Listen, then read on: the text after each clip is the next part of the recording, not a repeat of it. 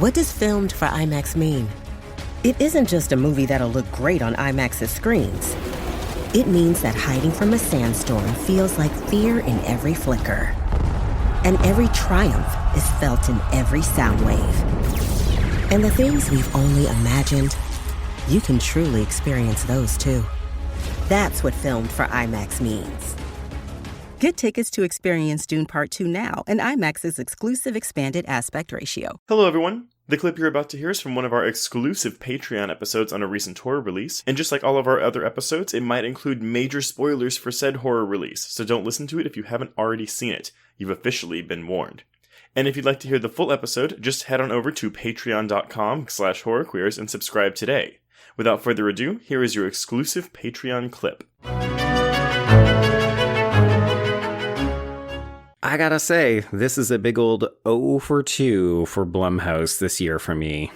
Yeah, I mean, alright, so I am slightly recommending this movie. But I would say do not go see this in theaters. I would say wait until it's available on streaming. This is a solid 2.5 that I did not hate watching. Okay, yes, that is a soft recommend. I am a little bit below that. Initially, I had this at a 1 because I was very frustrated with it. And then I thought back and I said, you know what? There's a bunch of good set pieces here. This is not a good movie as a whole to me, but there's a couple of parts that I think are interesting or they're visually compelling. I actually think all the actors are doing their absolute best with some Garbaggio material. So this, I ended up bumping it up to a 2. But yeah, do not spend money on this. Wait until you can watch it for free.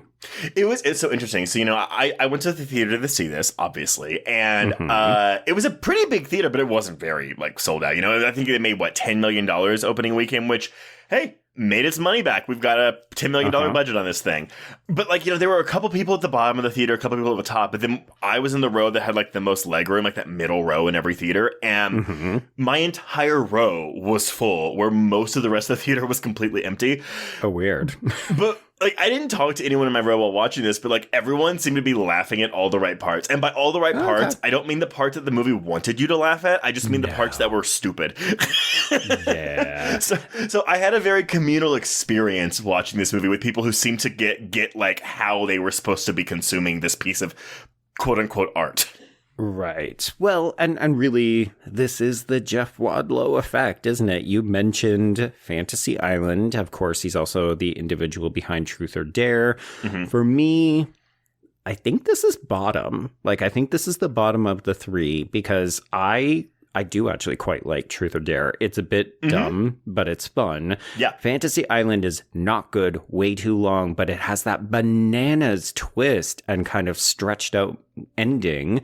And then this one is honestly just so predictable, so formulaic. It's got some interesting things, but again, it's not enough to make a satisfying film experience. So it's so interesting. I actually think this is his magnum opus. And oh my God, Trace. I mean, again, comparing it to Truth or Dare, Fantasy Island, I agree with you. I think Truth or Dare is probably his most entertaining film. Fantasy Island, I think, is fun to watch specifically for that third act batshittery. But you're right, it's like over 2 hours long, and so it's just way too long. Yeah. I don't know. I think he did a fairly decent job directing this, but yeah, this is bottom of the barrel material. I tweeted as soon as I walked out. I was like, you know, if this movie was a Disney Channel original movie that screened on the Disney Channel, you know, 20 years ago, it would be hailed as a masterpiece today. The problem is, this is a theatrically released movie with a $10 million budget in the year 2024.